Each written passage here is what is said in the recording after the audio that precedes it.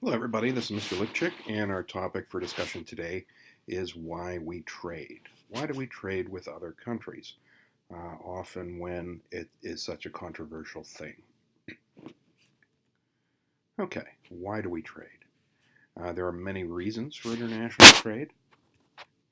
In some cases, other countries may have a natural resource that we need but do not have.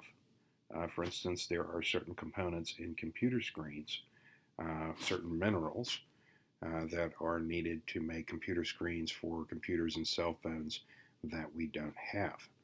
So we need to trade with Latin American countries to get those. Trade with other nations also benefits our political relationships with them.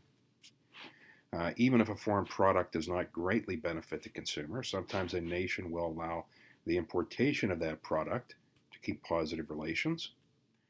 A good example would be the Yugo, which was basically one of the worst cars ever made in Yugoslavia. The State Department was eager to build ties with that country, however, and we allowed the exportation of the Yugo to the United States, even though it did not succeed economically. It was a measure of goodwill. The most important reason we trade, however, is something called comparative advantage. Comparative advantage is the ability for a nation to produce a product most efficiently, that is, at the lowest opportunity cost of all other products that it could produce. Even if we have the absolute advantage on something, that is, the ability to outproduce a nation in all areas, it still makes sense to trade with them if they have a comparative advantage in the production of something. The key to understanding comparative advantage is to look at the opportunity costs experienced by each country. It is beneficial for even for countries that have an absolute advantage in all products to trade with countries that can make them at a lower opportunity cost. And when this is done, the combined economies of both countries will benefit from higher production levels. Okay, let's take a look at an example here. Let's assume that the United States has an absolute advantage over Mexico in the production of both tractors and cars. Mexico has a comparative advantage, however, in car production with lower opportunity costs. Okay, whereas a car for the United States, for every 3 cars, we have to give up 2 tractors.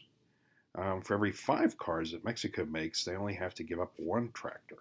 You take a look at that chart on the right.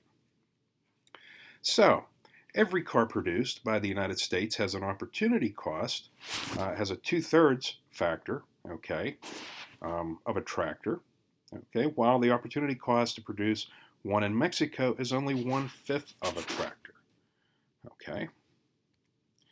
Mexico should therefore shift all of its production to cars and purchase its tractors from the United States.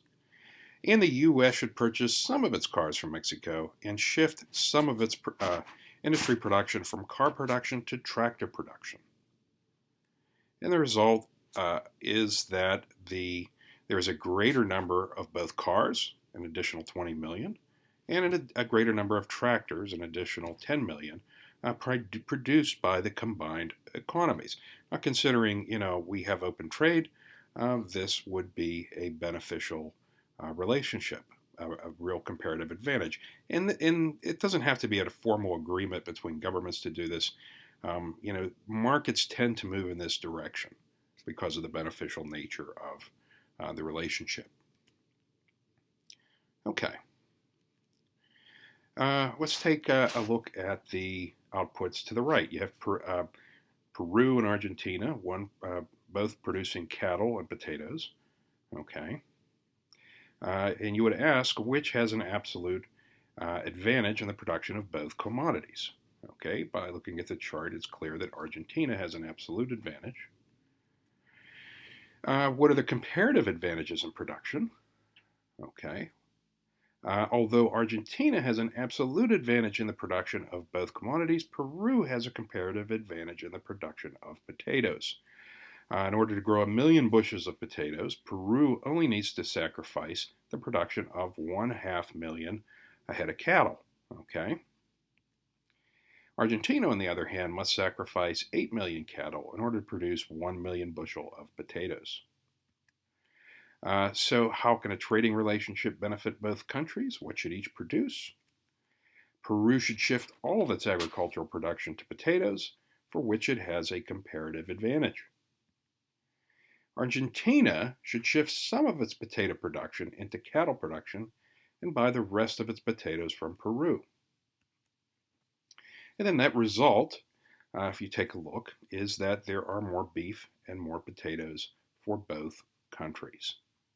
Okay, a better level of material wealth for both societies. Okay, international trade, therefore, is advantageous for all nations. It creates greater material wealth for all countries in the long term.